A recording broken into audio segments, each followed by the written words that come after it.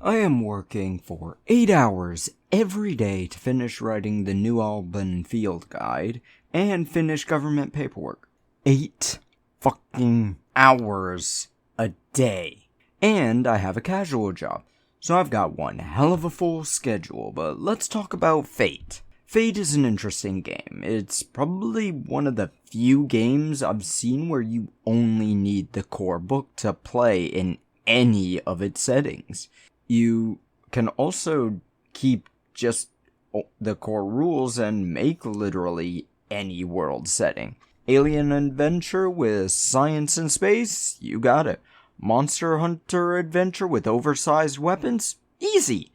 Magic mystic mystery with more questions than answers?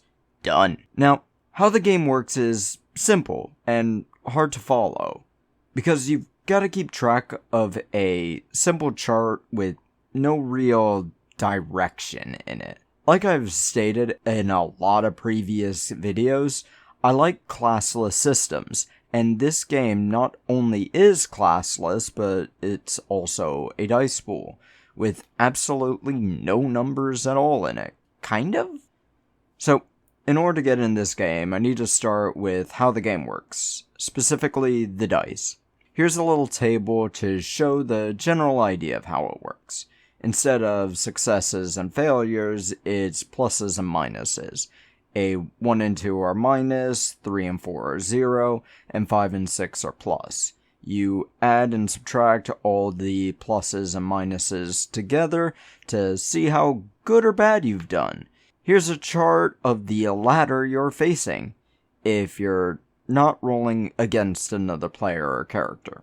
Now, you've only got 4 dice, so max you can really get is plus 4, right? Well, no. You decide which skill you're going to roll, and you add skill modifiers to that, getting even higher than 8, really. At this point, I need to talk about how we make characters in order to go into everything else, like the deck of fate or fate points. Well, in order to get into this, we'll need to look at the character sheet here. Look at this, pretty simple? Well, it very much is. Most of this crap is up to you to decide what goes where. Let's look at the upper left of this sheet. Keep in mind, it's different books will format this differently. It's essentially either this or the landscaped version. In the upper left is your ID, who your character is, what they look like. They don't have to be human, they don't even need to be humanoid. But keep in mind, what your character is changes really nothing. It's assumed that your character is at least on par with a normal person. The refresh here is the number of fate points you get at the start of every game session. You can spend fate points to do several things, but let's talk about how you get your refresh rate, as this game calls it. You can start with at least 3 stunts. A stunt lets you declare how you do something. For example, I could write a stunt that is Horse Whisper, which isn't a skill you can take, as skills are things everyone can do. But my character can talk to horses. If you have 3 or less stunts, your refresh rate is 3. You get 3 fate points at the start of every session. 4 stunts, you have 2. 5 or more, you get 1. You can choose to start with stunts, or the GM may decide you're going to leave this blank and let him decide when you gain new stunts in the progress. Aspects are under the ID section. These aspects are essentially your background, your drive, and such. When you spend fate points, you can use aspects to affect the story. For example, maybe you spent so much time in the hospital growing up, you always know a doctor nearby. So you can spend a fate point to get immediate medical attention. But if the aspect causes problems, which should be multiple of them, if you follow the aspect, you gain a fate point to spend, which resets at the end of every session. You can't carry them over. For example, because your character's time in the hospital, they became a drug addict and is looking for the next hit when they get stressed. but being high causes problems. But if you follow that aspect, despite the trouble it may cause, you gain a fate point. Next to that are skills. You'll notice some of the boxes are darker than others. Those that are darker are ones you start with. 1 in the 4+, 2 in the 3+, 3 in the 2+, 4 in the 1+. As you progress through the story, the GM may tell you that you've gained new skills or become better in one or another you've chosen. What are skills you can know, though? Your choice! But they do have things that people can learn, keep in mind. Maybe you're great in martial arts, but have no idea on arcane arts. Anything can be rolled, though just anything not on the pyramid is considered a +0.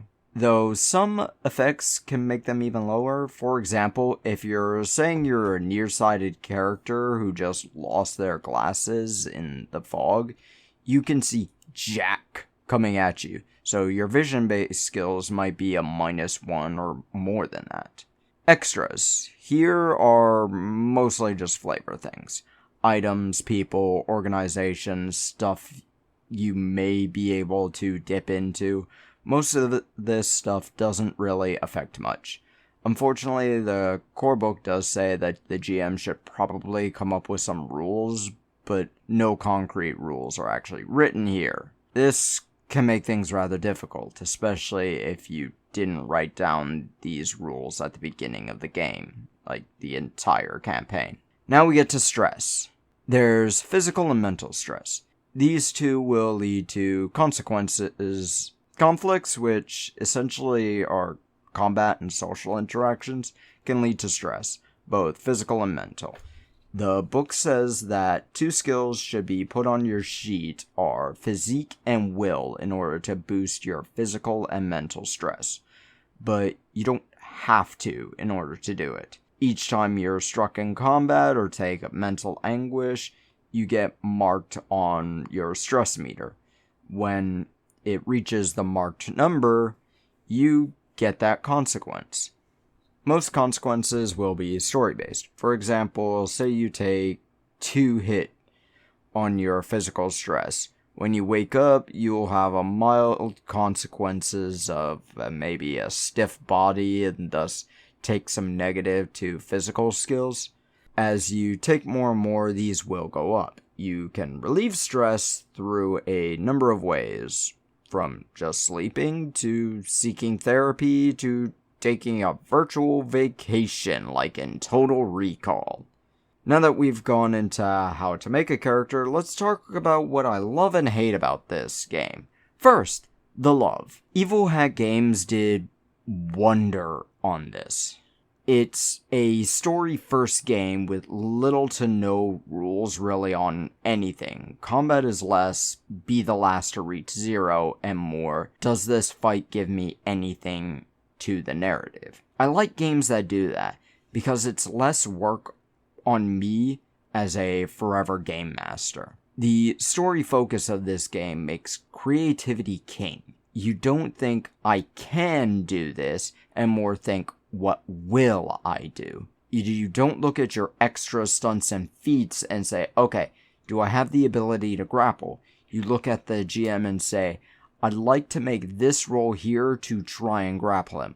Okay, these dice add up to 2 plus 4 in my martial arts, so that's 6. I grapple him. This leaves the GM less to keep track of, and more for storytelling. In this situation, I could then say, alright, so you're holding this bad guy, and you realize that on the back of his head, as you got him in a chokehold, there's a cybernetic implant in the back of his skull. Another player could then jump in at this point, throw down a fate token, and say, I'm using this aspect to do this thing. The open nature of it allows total creativity and freedom.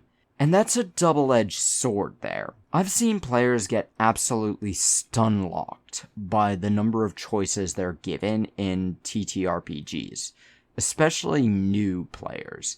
The system can be scary for some players who are either power gamers and want the best build, or new players that are used to video games and their anything you want is what the dev programmed. The so few rules written into the book can bring up the what do I do for the GM too. Unless you have experience running games, I don't recommend it. But it's easy to get into, so if you do, take the Fey Core book, a setting book too, as it narrows down the options a lot and makes things a lot easier. So what's my rating on this game? Like I said, it's a double-edged sword, so I'll give it a 85%.